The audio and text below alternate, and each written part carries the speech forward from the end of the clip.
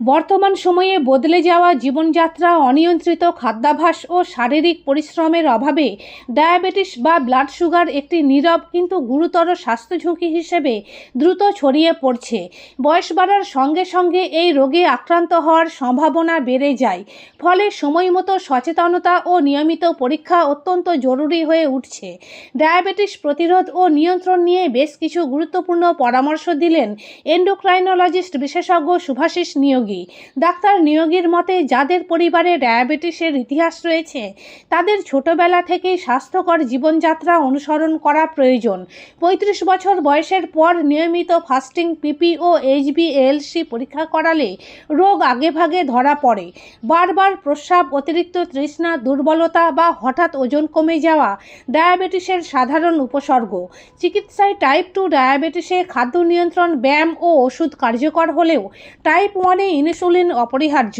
সুষম খাদ্যাভ্যাস, নিয়মিত পরীক্ষা ও চিকিৎসকের পরামর্শ মেনে চললেই দীর্ঘমেয়াদে সুস্থ জীবন সম্ভব। এখন দেখুন এ বিষয়ে তিনি আর কি জানিয়েছেন। প্রথমে জিজ্ঞাসা করব, ব্লাড সুগার কাদের হতে পারে এবং সুগার কখন বাড়ে, কোন কোন ক্ষেত্রে সুগার বাড়ে, এই বিষয়টা একটু বলেন।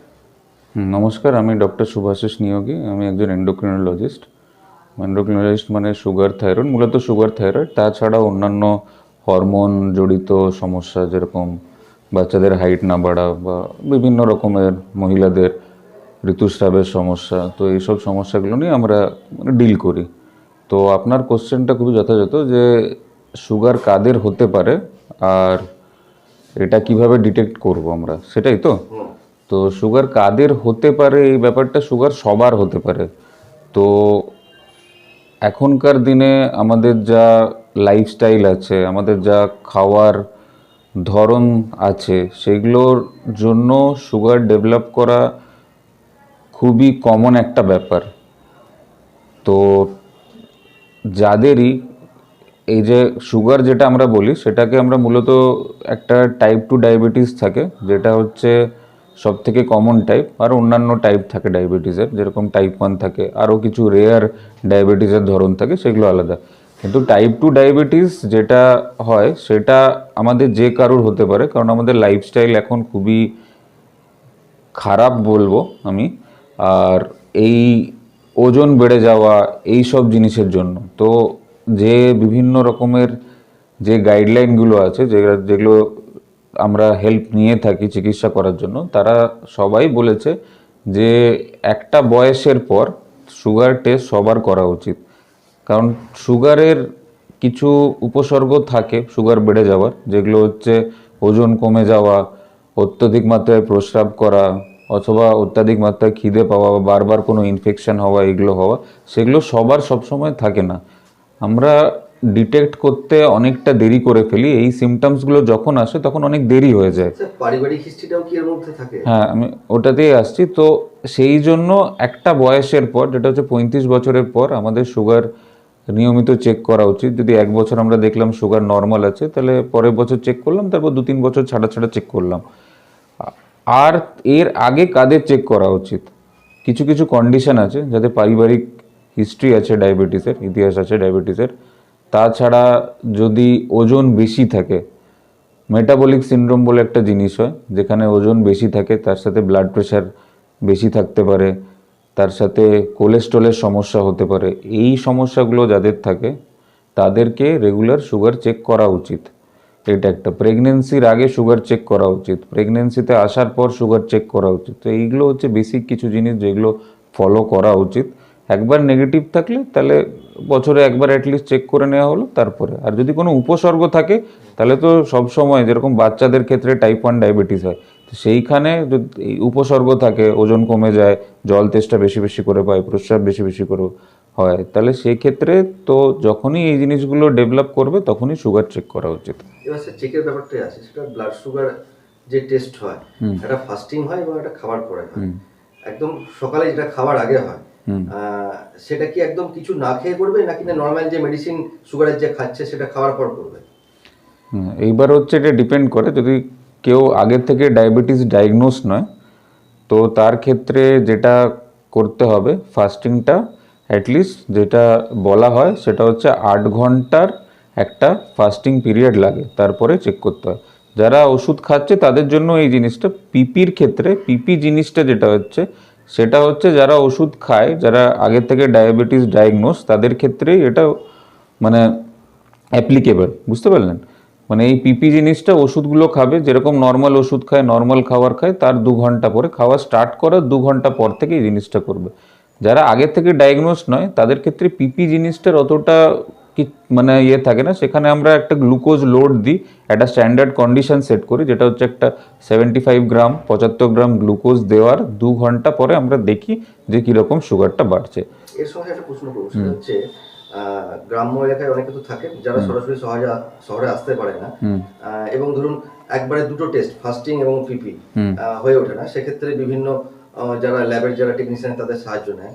তো সেক্ষেত্রে ব্লাডটা কালেকশনের কতক্ষণের মধ্যে টেস্ট করানো উচিত?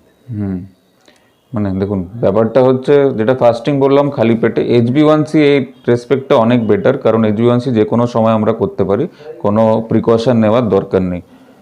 পিপির ক্ষেত্রে যে ব্যাপারটা হচ্ছে, পিপির ক্ষেত্রে হচ্ছে কি খাওয়া স্টার্ট করার টাইমিংটাকে হিসেবে রাখতে হবে। সেই খাওয়া স্টার্ট করার থেকে 2 ঘন্টা পরে পিপি টেস্টটা করতে হয়।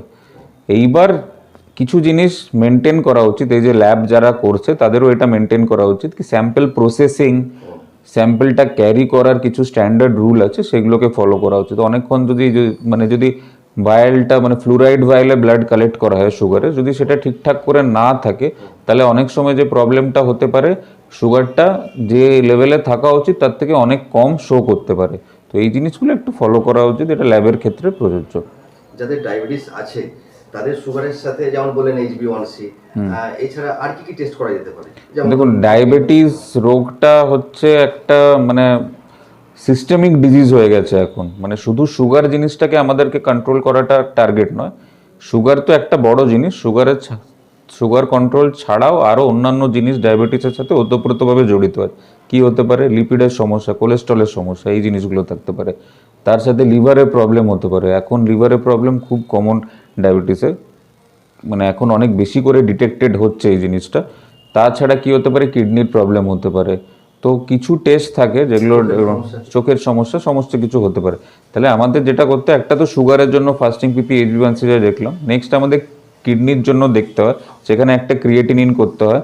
তার সাথে হচ্ছে ইউরিন থেকে কোনো প্রোটিন লিকেজ হচ্ছে, কারণ ক্রিয়েটিনিন অনেক দেরিতে বাড়তে পারে, প্রোটিন লিকেজটা অনেক আগে হয়। তো প্রোটিন লিকেজ কোনো কিছু হচ্ছে কিনা সেটার দিকে লক্ষ্য রাখতে হবে। সেটার ওটা ইউরিন এসিআর বলে একটা টেস্ট থাকে। তারপর 24 আওয়ার ইউরিনারি প্রোটিন যদি দরকার লাগে, সেটা পেশেন্ট ওয়াইজ ওটা ডিপেন্ড করে। যদি বছরে একবার করালে সেটা ডিপেন্ড করে যেরকম হচ্ছে কি, যদি একজন স্টেবল পেশেন্ট আছে, ওভার দ্য টাইম সমস্ত কিছু ঠিকঠাক আছে, তাহলে বছরে একবার বা দুবার করে অ্যাটলিস্ট করিয়ে নিলে এই জিনিসটা। চোখের ব্যাপারে হচ্ছে কি, চোখটা রেটিনা ডেভেলপমেন্ট যেটা প্রবলেম আমি অনেক পেশেন্টের সাথে দেখি, যে চোখ দেখাতে বলা হয় তাদেরকে এক্সপ্লেনও করা হয়, কিন্তু যে সমস্যাটা হয় তারা যায় পাওয়ার চেক করে চলে আসে। পাওয়ার একটা ব্যাপার যেটা চেক করানো উচিত, অবশ্যই করানো, কিন্তু রেটিনায় টেস্টটা, এবার অনেকে বলেন আমার চোখে দেখতে কোনো অসুবিধা হচ্ছে না, তাহলে আমি কেন টেস্ট করাবো? তো রেটিনার যে সমস্যাটা, ওটা যখন শুরুতে হয় সেই সময় কিন্তু খুব বেশি সিমটমস থাকে না, চোখে দেখতে অসুবিধা বা এই জিনিসগুলো খুব বেশি থাকে না, কিন্তু আস্তে আস্তে এটা ডেভেলপ করে। তো যদি আমরা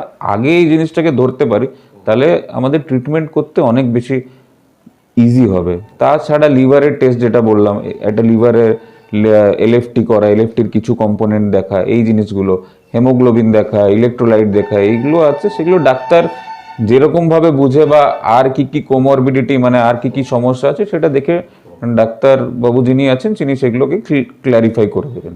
স্যার, এরপর আমরা টাইপ 2 থেকে টাইপ 1 এর দিকে আসি। সেটা হচ্ছে রক্তে ব্লাড সুগারের মাত্রা কোন অন্তিম পর্যায়ে গেলে তবে ইনসুলিন চালু করতে হয়, এটা যদি একটু বলেন। দেখুন, টাইপ 1 এর ক্ষেত্রে প্রথম কথা, আপনি যে কথাটা বললেন, টাইপ 1 এর ক্ষেত্রে ইনসুলিন হচ্ছে একমাত্র চিকিৎসা, ঠিক আছে? সেই জিনিসটা নিয়ে কোনো কম্প্রোমাইজ করা উচিত নয়। আমি টাইপ 1 পেশেন্ট অনেক দেখেছি, তাদের ইনসুলিন বন্ধ হয়ে যায়, বা তাদেরকে ইনসুলিন, বা তাদের যে বাচ্চারা যারা থাকে তাদেরকে অন্য কোথাও যায়, তাদেরকে বলে যে না আমার তো ডায়াবেটিস আছে, সে একজন বড় পেশেন্ট, টাইপ 2 আছে, তার হয়তো 1-2 ট্যাবলেট খেয়ে কন্ট্রোল হয়ে যায়, সে হয়তো বলে না আমার তো ট্যাবলেট খেয়ে কন্ট্রোল হয়ে যায়, তাহলে ওকে কেন ইনসুলিন দেওয়া হচ্ছে 4? জানি ব্যাপারটা খুব পেনফুল, কিন্তু এছাড়া কোনো উপায় নেই। কারণ ইনসুলিন যদি ঠিকঠাক না নেওয়া হয়, তাহলে তার যে কনসিকুয়েন্স আছে, মানে তার জন্য যা যা প্রবলেম হতে পারে সেগুলো খুবই খারাপ। না, আমি জানতে চাই স্যার কোন পর্যায়ে মানে ব্লাড সুগার তো টাইপ 1-এর ক্ষেত্রে আপনি বললেন, টাইপ 1-এর ক্ষেত্রে স্টার্টই করব যখনই ডায়াগনোস হবে সুগার অনেকটাই বেশি থাকে, আর সেখানে স্টার্টিং থেকেই ইনসুলিন দিতে হয়। সেটা কি 200-300-এর উপরে? টাইপ 1 যখনই ডায়াগনোস হয় তখন 200-র উপরেই সুগার থাকে জেনারেলি। টাইপ 1 টাইপ 2-র মতো অল্প ডায়াবেটিস এরকম নিয়ে হয়। আর ম্যাক্সিমাম ক্ষেত্রে যেটা হয় সিমটোম্যাটিক হয় টাইপ 1, তাদের এই উপসর্গগুলো থাকে। বমি হতে পারে, ডিকে বলে একটা জিনিস হয়, খুব বাজে কমপ্লিকেশন হয়, সেখানে বমি হতে পারে। তাছাড়াও এমনি ওজন কমে যাওয়া, ইউরিন হওয়া বারবার, এই সব প্রবলেমগুলো টাইপ 1-এর সাথে জড়িত। মানে টাইপ 1-এ যখন ডায়াগনোসিস হয় তখন এই জিনিসগুলো থাকে, ম্যাক্সিমাম পেশেন্টের ক্ষেত্রে থাকে। সেখানে সুগার লেভেল যাই থাকুক, জেনারেলি অনেক বেশি থাকে সুগার লেভেল, ইনসুলিনই স্টার্ট করতে হয়। সেই ইনসুলিনটা একবার দুবার নয়, আইডিয়ালি 4বার ইনসুলিন দেওয়া উচিত টাইপ 1-এর ক্ষেত্রে। টাইপ 2-র ক্ষেত্রে কোন লেভেলের ওপর সুগার সেটা ডিপেন্ড করে, সেটা অনেক কিছুর উপর ডিপেন্ড করে। যদি HbA1c কন্ট্রোল হচ্ছে না, অনেক কটা ওষুধ দেয়া হয়েছে তাকে, তা সত্ত্বেও HbA1c কন্ট্রোল হচ্ছে না, ওষুধের সাইড এফেক্ট দেখা দিচ্ছে বা ওষুধ দেওয়া যাচ্ছে না, সেই সময় টাইপ 2-র ক্ষেত্রে ইনসুলিন চালু করতে হবে। যদি ধরুন কিছুদিন পর অপারেশন আছে, পেশেন্টের সুগারটাকে কন্ট্রোল করতে হবে, সেইখানে তাড়াতাড়ি জিনিসটাকে কন্ট্রোল করবার জন্য এই জিনিস মানে ইনসুলিন দিতে হয়।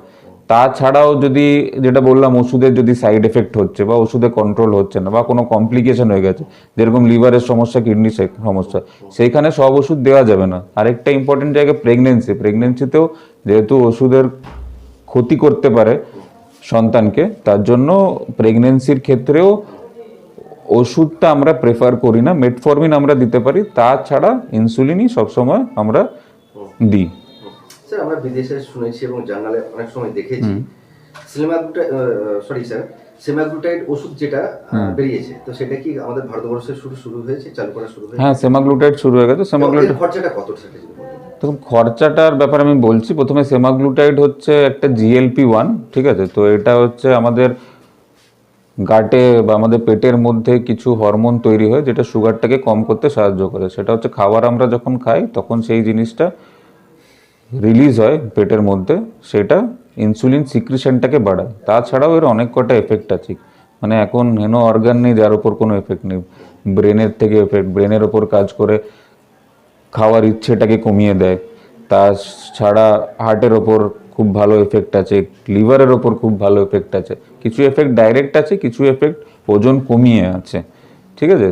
তো এই সেমাগ্লুটাইড যেটা আছে এটা বিদেশে অনেক দিন ধরেই আছে। ইন্ডিয়াতে ওরাল ফর্মে সেমাগ্লুটাইডটা অনেক দিন ধরে ছিল। তাছাড়া লিরাগ্লুটাইড বলে ইনজেকশন, ওটা একই গ্রুপের ওষুধ, সেটাও ছিল। ওরাল সেমাগ্লুটাইডটা অনেক দিন ধরেই ছিল, তারপর এখন ইনজেকশন ফর্মেও সেমাগ্লুটাইড চলে এসছে ভারতবর্ষে। সেমাগ্লুটাইড ছাড়াও টিরজেপিটাইড বলে আরেকটা জিনিস একই রকমের অনেকটা কাজ করে, সেটাও এখন ইন্ডিয়াতে অ্যাভেলেবেল আছে।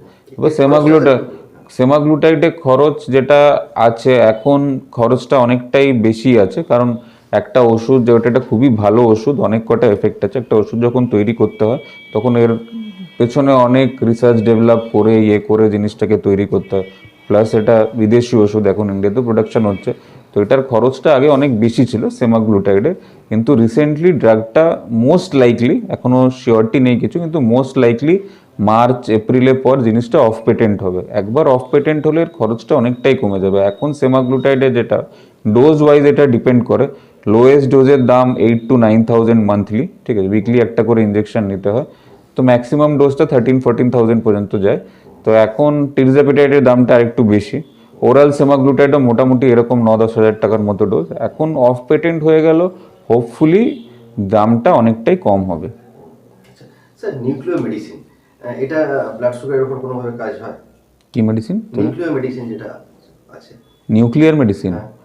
নিউক্লিয়ার মেডিসিনের ব্লাড সুগারের সাথে মানে ডিরেক্ট কোনো রিলেশন নেই। স্যার ব্লাড সুগারের অনেকে ওষুধ খান, যারা নিয়মিত ওষুধ খান তাদের অনেক সময় হঠাৎ করে ব্লাড সুগার কমে যায়। তা এক্ষেত্রে কি কোনো রকম নিউট্রাল কোনো ওষুধ আছে যেটা খেলে হঠাৎ করে বাড়বেও না বা কমবে না, বা কমে গেলে কি করা উচিত, এটা একটু বলেন। ওকে, তো দেখুন, এটা খুবই কমন একটা প্রবলেম। তো কিছু ওষুধ আছে যেরকম ইনসুলিন আছে, কিছু ওষুধ যেগুলোকে আমরা সালফোনেরিউরিয়া বলি, সেই গ্রুপের ওষুধের সাথে সুগার ফল করতে পারে, কারণ এর ইনসুলিনটিকে ডিরেক্ট সিক্রিশন করে।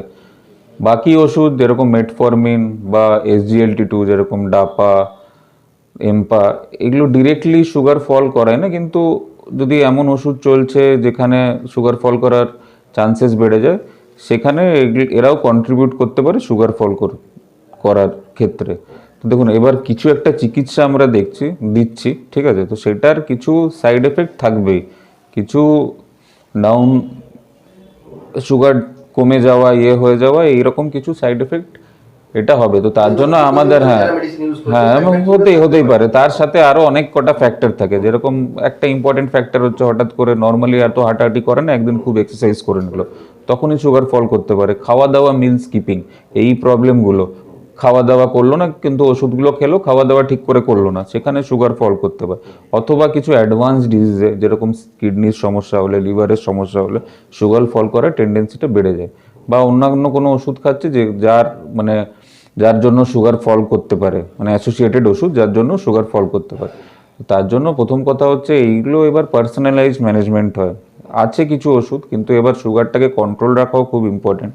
তো সেই জন্য যখন মানে আমাদেরকে দেখতে হবে, এটাকে ব্যালেন্স আউট করতে হবে, যে এমন ওষুধ দিতে হবে যেখানে সুগারটা খুব বেড়েও না যায়, ডোজটাকে অ্যাডজাস্ট করতে হবে, আরও কিছু। তার সাথে সাথে এই প্রিকশনগুলোকে আমাদেরকে বলতে হবে। সুগার ফল করার কি কি উপসর্গ হতে পারে? শুরুতে স্টার্টিংয়ে ঘাম দিতে পারে, চোখে একটু অন্ধকার অন্ধকার মনে হতে পারে, হার্টবিট বেড়ে যেতে পারে, তারপর একটু ডিজিনেস, যেটাকে আমরা বলি, হঠাৎ করে মাথা ঘুরে যাওয়া, হয়ে যায়। সবসময় একটা গ্লুকোমিটার বাড়িতে থাকা উচিত যে কোনো ডায়াবেটিক পেশেন্টের। আর ইনসুলিন চললে তো অবশ্যই থাকা উচিত। সেই সময় সুগারটাকে দেখা উচিত কীরকম লেভেলের সুগার আছে। 70-এর কম যদি সুগারটা থাকে, তাহলে ইমিডিয়েটলি একটু চিনির জল গুলে, বা যদি কোনো সিরাপ টিরাপ থাকে বা কোনো ফ্রুট জুস এই জাতীয় কিছু থাকে, ইমিডিয়েটলি খাওয়া উচিত। তারপর আবার রিচেক করা উচিত সুগারটা, তারপর কিছু প্রপার খাবার খাওয়া উচিত। এইগুলো প্রিকশন মেনটেন করা যায়, খাবারের মধ্যে গ্যাপ যাতে না হয় বেশিক্ষণ, হাঁটাহাঁটি, এক্সারসাইজ। যে ডোজের ওষুধ দিচ্ছেন, তো সেই অনুযায়ী পেশেন্টকে সেই খাবারটাও তো খেতে হবে। একবার যদি খাবার দাবার হ্যাঁ, সেটা অবভিয়াসলি, সেই জন্যই ম্যাক্সিমাম, মানে এই মিসম্যাচের জন্য হাইপোগ্লাইসিমিয়া, ওষুধের জন্য হওয়ার থেকে বেশি মিসম্যাচের জন্য হাইপোগ্লাইসিমিয়াটা হয়। স্যার, ধরুন যাদের পারিবারিক হিস্ট্রি আছে, একদম ছোট থেকে বা অ্যাডাল্ট অবস্থা থেকে, কিভাবে ম্যানেজ করে থাকা যাবে? দেখুন, প্রথমে তার সুগার নেই কিন্তু পারিবারিক হিস্ট্রি আছে, পারিবারিক হিস্ট্রি থাকে, তাহলে ওজনটা চেকে রাখতে হবে, সব থেকে ইম্পর্টেন্ট ব্যাপার। রেগুলার এক্সারসাইজ করতে হবে, ডায়েট মেনটেন করতে হবে, কিছু খাবার অ্যাভয়েড করতে হবে, কার্ব ইনটেকটাকে কম রাখতে হবে, এইগুলো মেজার। আর রেগুলার সুগারটাকে মেজার করতে থাকতে হবে। প্রি ডায়াবেটিস স্টেজে এলে আরও বেশি করে স্ট্রিনজেন্ট কন্ট্রোল করতে হবে, মানে আরও কঠোরভাবে জিনিসটাকে কন্ট্রোল করতে হবে। তারপরে যদি আসে, তাহলে সেই জিনিসটার জন্য ওষুধ খেতে হবে। এরকম নয় যে আমি ওষুধ খাবো না, সেরকম নয়, যদি দরকার পড়ে তবে ওষুধ খেতে হবে। স্যার খুব সংক্ষেপে যদি বলেন, লাইফস্টাইল এবং খাবার দাবারটা কিরকম হওয়া উচিত, খুব সংক্ষেপে যদি বলেন। দেখুন, লাইফস্টাইল আর খাবার দাবার ডিপেন্ড করে হচ্ছে কি, কার্ব ইনটেকটাকে কম রাখতে হবে, প্রোটিনটাকে বেশি রাখতে হবে, এটা হচ্ছে ইম্পর্টেন্ট।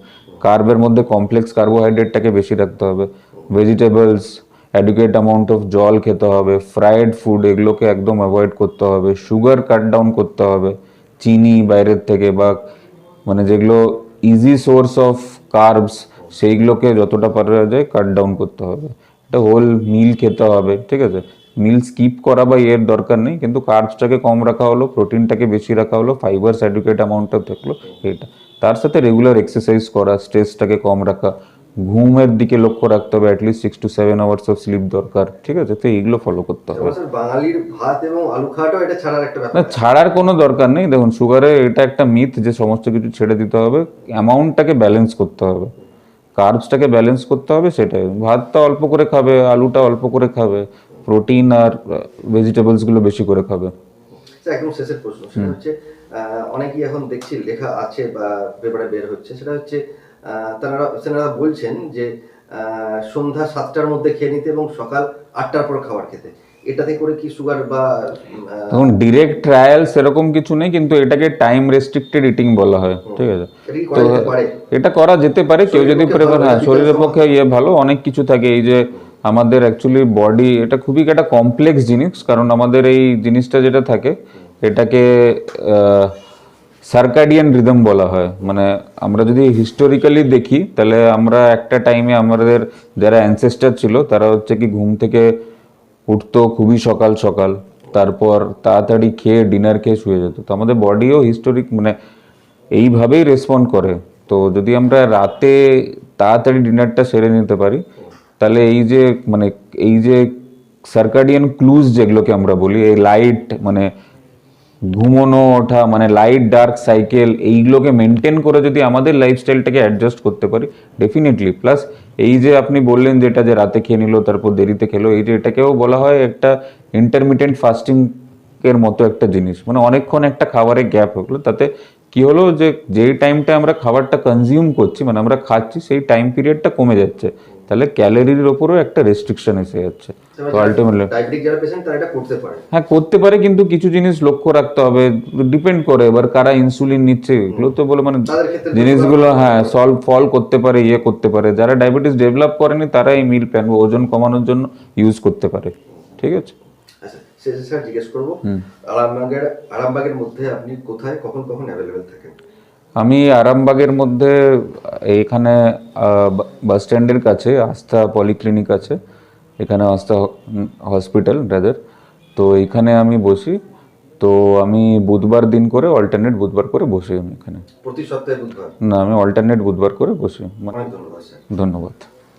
শীততাপ নিয়ন্ত্রিত অত্যাধুনিক রেস্টুরেন্ট ময়ূখ রেস্টুরেন্ট।